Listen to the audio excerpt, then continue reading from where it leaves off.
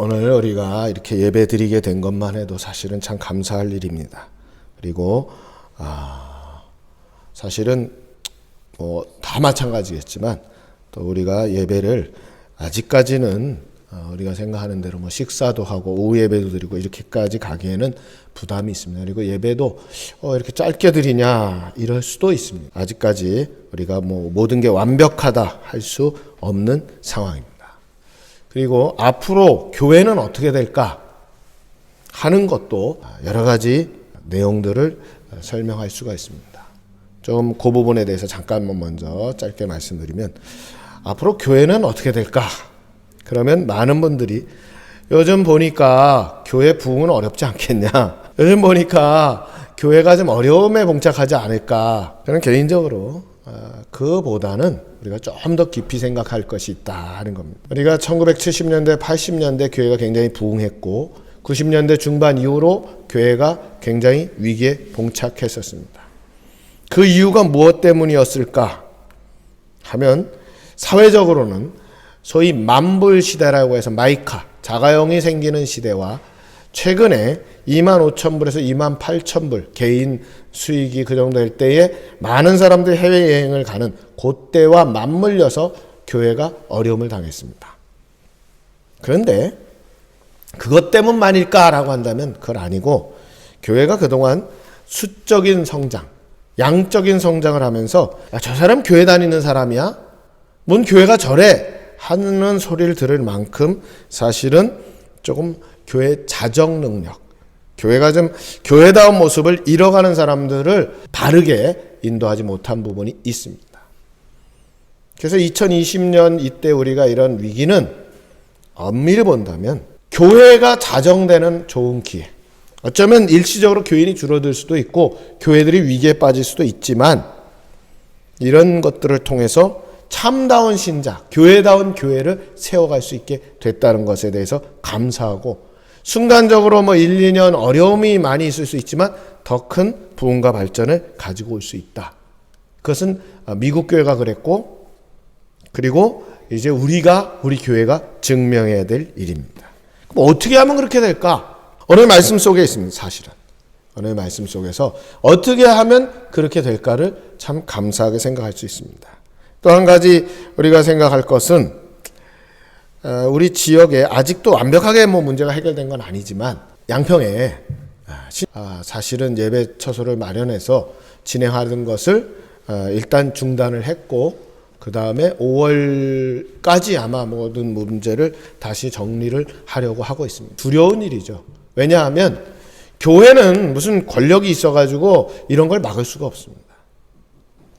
많은 사람들이 생명을 잃는 이런 엄청난 결과를 초래한 일이긴 하지만, 또 한편 전국에 있는 일시에 드러내는 이런 일들이 이루어진 것에 대해서는 우리가 일단 하나님 앞에 감사하고, 또 교회가 바로 세워져 가는 일에 대해서 우리가 고민하게 하는 겁니다. 그러니까 우리가 못하면 하나님께서는 하나님의 방식으로 하신다라는 걸 우리가 기억할 필요가 있습니다. 그러면 이제 금방 말씀드린 것처럼 과연 이 시대의 교회는 어떻게 가야 될까? 많은 분들은, 전에도 제가 많이 말씀드렸지만, 큰 교회 가면 이게 내가 그냥 천국에 가까이 왔는 줄 알아요. 그렇지 않아요. 그리고 어떤 분들은 심지어 그런 분들이 있어요. 야, 우리 교회는 세상에서 쉽게 설명드리면, 자, 여러분 학교를 가는데, 대학을 가는데 무슨 대학이 있다고 한다면 한국에서는 서는 게 최고 아니냐? 우리 교회 학교 같은 곳이니까 우리 교회 와야 된다. 조금 맞지 않아요. 왜냐하면 교회는 그리스도의 지체입니다. 다 똑같아요. 다만 이단 성향이 있다면 그건 좀 곤란하겠죠. 하나님의 말씀에서 벗어나 있다? 그건 곤란하겠죠. 그러나 기본적으로 교회라고 할 때에 그리스도의 몸된 교회라는 걸 우리가 기억해야 되는데, 그럼 앞서 말씀드린 것처럼 진정으로 이런 위기를 극복할 수 있는 교회는 어떤 교회냐? 가장 중요한 것은 오늘 제목처럼 동행, 연합, 동거가 되는 교회. 교회는 많고 다 교회라고 우리가 얘기하지만, 이런 어려운 위기를 겪었을 때에 이런 걸 어떻게 극복해 나갈 것이냐라고 할 때에 연합하여 동거하는 교회가 돼야 됩니다. 이건 우리가 다 잘 아는 내용입니다. 가족이 어려움을 당할 때 각자 원망하고 비난하고 뭐 이러면 아무것도 안 되죠. 이럴 때에 하나가 되고, 그래서 최근에 어느 나라 어느 정권을 막론하고 대부분의 경우에 집권당의 혹은 집권자의 지지율이 많이 올라갔어요. 왜 그러냐면 합해야 돼요. 위기를 극복해야 된다는 겁니다. 그런 면에서 제일 우리가 기억해야 될 건 뭐냐면 용서가 있어야 됩니다. 용서. 서로 간의 용서. 누가 이거 이렇게 이런 일을 만들었느냐? 이 위기를 겪으면서 이거 누구 때문이냐? 찾기 바쁘죠. 그런데 이제 이게 지나고 나면 회복은 뭐가 필요하냐면 용서가 필요합니다. 용서. 오늘 본문은 뭐라고 했는가 하면 그렇게 얘기합니다. 서로 친절하게 하며 불쌍히 여기며 용서하기를. 친절하게 해라. 불쌍히 여겨라. 용서해라. 기본적으로 제일 중요한 건 용서입니다. 용서. 그 용서는 내가 그리스도께서 나를 용서하셨기 때문에 내가 용서한다.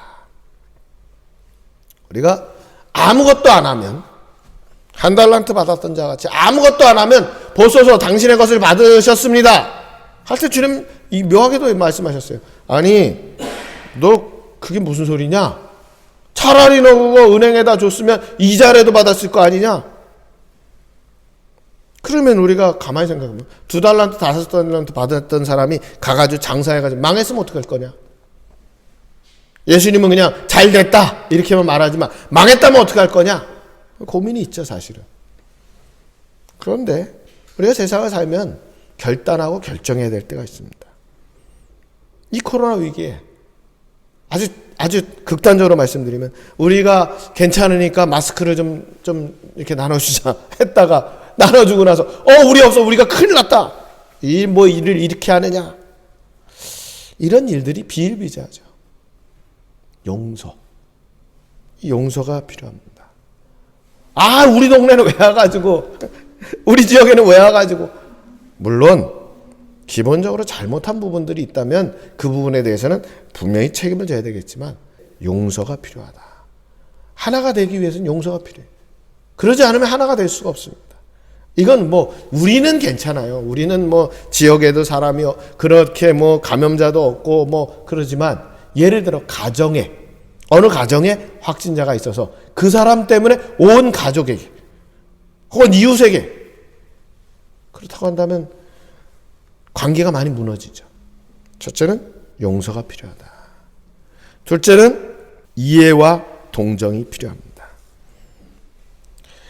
이 이해하는 것이 절대적으로 필요하죠. 근데 그 이해한다라는 것은 우리가 항상 말씀드리지만 그 사람의 형편에 대해서 그 사람의 입장에 대해서 생각해 보는 거. 이게 이해인데 그 이해하는 것과 동정하는 건 좀 차이가 있습니다. 오늘 본문에 보면 뭐라 했는가 하면 친절하게 하며 불쌍히 여기며. 친절하게는 할 수 있어요. 겉으로는 친절한 척 할 수 있다는 겁니다. 우리가 이해하는 것과 동정하는 건 좀 차이가 있습니다. 저 사람 입장에서 그럴 수도 있겠다. 이해는 하는데 안타깝게도 불쌍히 여기거나 동정하지는 않습니다. 이해는 되지만 어쩔 수 없어. 이제 우리가 앞으로 한국 사회가 이런 엄청난 위기를 극복하고 나갈 수 있으려면 뭐냐면 이해하는 걸 넘어서 동정해야 됩니다. 이해할 수 있죠. 저 사람 입장에서 그럴 수 있어. 그렇게 되는 건 내가 이해할 만해. 라고는 누구나 다 얘기하는데 한 걸음 더 나가서 이해는 하지만 동정하진 않아. 불쌍히 여기는 마음은 없어. 그럼 곤란한 거죠. 그런 생각을 많이 했습니다. 과연 우리가 이렇게 위기가 돼서 재난기금을 이렇게 다 나눠줍니다. 갑자기 재난기금은 뭐냐? 또 물론 어려우니까 나눠주는 건 맞죠.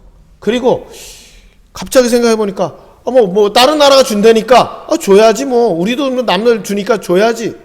어떤 분 얘기를 들으니까 미국에서는 우리가 생각하는 것보다 훨씬 많이 주더라고요. 1인당 한 150만 원 정도를 주고, 그리고 직장을 다니는 사람인데 쉽게 얘기하면은 파트타임으로 일을 해가지고 직장에 다녔는데 일을 못하게 돼가지고 돈을 한 200만 원 정도 못 받았다. 그러니까 그거를 200만 원을 국가에서 또 주고. 그래서 한 가족이 이렇게 저렇게 해보니까 한 600만 원 정도 받았다. 그러면서 그럼 우리나라도 더 줘야 되는데 뭐 이런 생각을 할 수도 있고 우리는 그만큼 못 주지만 뭐 하여튼 여러 가지 생각을 할 텐데 이런 생각을 해봤습니다. 그러면 이게 어디서 갑자기 튀어나온 걸까? 아닙니다. 우리나라가 과거에 어려울 때 돌림병이 돌거나 또는 가뭄이 지거나 홍수가 나면 국가에서 창고문을 열어서 쌀 나눠주고 다 했습니다. 그래야만 되는 거예요. 이해하는 것만 가지고는 안 되는 거죠. 국가에서. 그래서 우리가 이런 위기 상황에 단순히 이해하는 것만 가지고는 극복할 수 없습니다. 동정하는 마음. 동정한다는 말은 여기 말씀대로 불쌍히 여기는 마음. 그 사람이 뭐가 불쌍해? 이렇게 하면 아무것도 안 되는 거죠. 내가 이해는 하지만 그 사람 때문에 우리 지역에 이렇게 엄청난 환자가 늘었으니까 그 사람이 모르고 했으니까 이해는 해. 그러나 그 사람에게 내가 뭔 도움을 준다든가 불쌍히 여긴다든가 그런 마음은 없어. 그 사람 때문에 우리가 얼마나 힘들었는데 이러기가 쉽다는 거예요. 오늘 우리는 이제 이 위기를 극복하려면 이해하는 마음을 가질 뿐만 아니라 조금 더 나가서 동정하는, 불쌍히 여기는 대로 나아가야 됩니다. 또 제일 두려운 것, 아까 말씀드릴 때 친절하다라는 거에 대해 좀 말씀드렸는데 자기의 목적을 위해서 이웃을 용서하는 건 우리가 조심해야 됩니다. 친절한 척, 많은 사람들이 그렇게 하는데 진실하냐? 그건 좀 고민스럽죠. 나보다 남을 낮게 여기고 존경하는 마음 없이 하는 것들은 대부분 궁극적으로 자기 이익을 위해서 하는 겁니다. 물론 사람들은 우리가 자본주의 국가고 자본주의 사회를 사니까 자기 이익을 추구하는 것이 맞다. 그 인간의 기본적인 자세고 거기서부터 출발해야 된다라고 말하지만 성경은 또 우리 믿는 사람들은, 교회는 단순히 자기 중심적인 것을 넘어서서 공동의 유익과 이익, 공동체의 유익과 이익을 생각하면서 나아가야 됩니다. 그러지 않으면 앞서 말씀드린 것처럼 교회가 앞으로 어떻게 될까? 잠정적으로 또는 일시적으로 어려움이 있겠지만 극복할 수 있다. 어떻게라고 할 때 바로 이 부분입니다.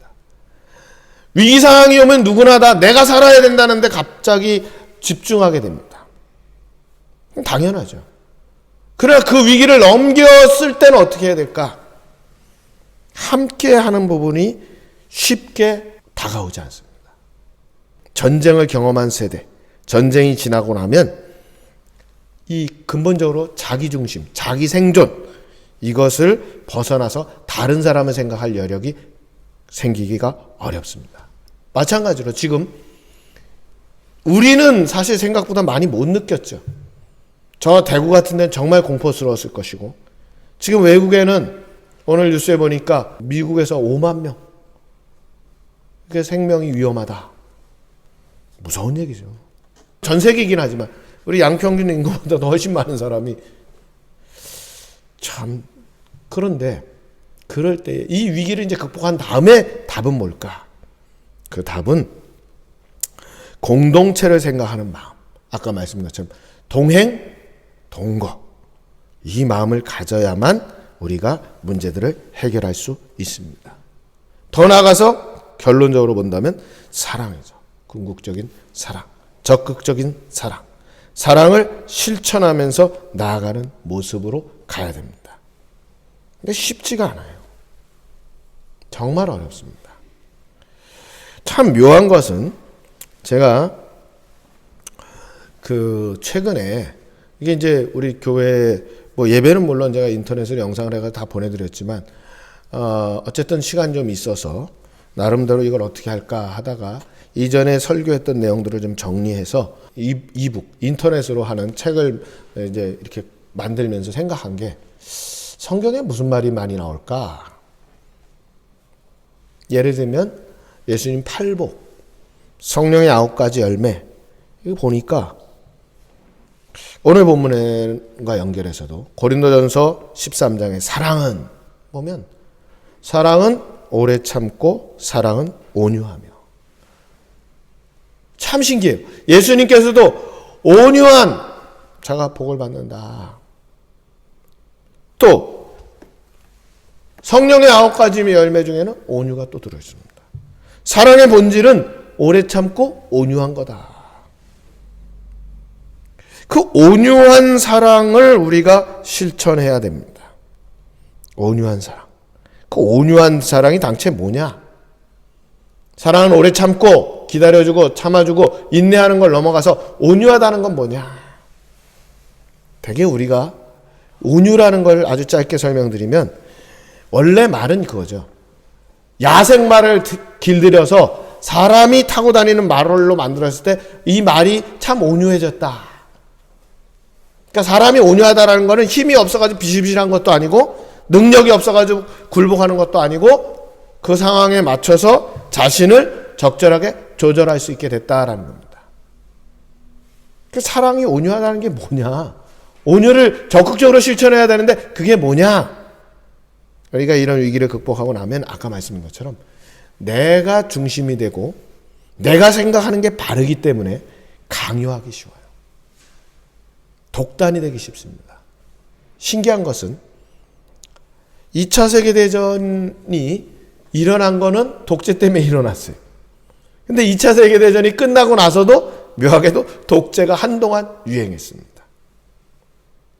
신기하죠? 독재 때문에, 히틀러의 독재 때문에, 무솔리니의 이탈리아의 독재 때문에 2차 세계대전이 나가지고 일제 군부의 무자비한 독재 때문에 2차 세계대전이 나서 그 2차 세계대전을 잘 마무리하고 나서 자 이제는 그런 이상한 전제국가 뭐 이런 거 하지 말자 했는데 그 위기를 극복한 다음에 많은 나라가 독재가 됐어요. 우리가 잘 아는 영국의 처칠 수상도 상당히 독재자였고 프랑스의 드골 대통령도 엄청난 독재자였고 신기하죠. 신기한 겁니다. 왜 그럴까? 심지어 러시아의 스탈린조차도 엄청난 독재를 했습니다. 물론 뭐 중국의 모택동도 엄청난 독재를 했고 온유함을 잃어버린 겁니다. 그러니까 적극적으로 사랑하자 할 때에 내가 하는 게 절대적으로 맞으니까 이걸 따라와라. 이거 위험한 겁니다. 그래서 오늘 우리가 이 위기를 극복하고 나서 이제서부터 진정한 위기를 어떻게 극복할 것인가 라고 한다면 우선은 용서하고 이해하고 단순히 마음으로 이해하는 것만 아니라 불쌍히 여기는 동정심으로 동정하는 마음을 가지고 겉으로만 친절하게 하는 이것이 아니라 진정으로 용서할 뿐만 아니라 함께 하나 되려고 하는 그러한 함께하는 동행하는 마음을 가지고 그리고 적극적으로 사랑하되 온유한 사랑을 베푼다고 한다면 그러면 이제 다시 한번 교회나 우리 사회나 새로운 발전을 향해서 나갈 수 있습니다. 그러지 않으면 분열하고 그러지 않으면 또다시 독재와 아집과 그리고 독선 가운데 한동안 헤매게 될 겁니다. 우리는 그렇게 주님 앞에서 오늘 본문과 같이 서로 친절하게 하며 불쌍히 여기며 서로 용서하기를 하나님이 그리스도 안에서 너희를 용서하신 것 같이 하라고 하신 말씀을 실천함으로 진정으로 주의 역사를 주님의 나라를 만들어가는 우리 모두가 되시기를 주님의 이름으로 축원합니다.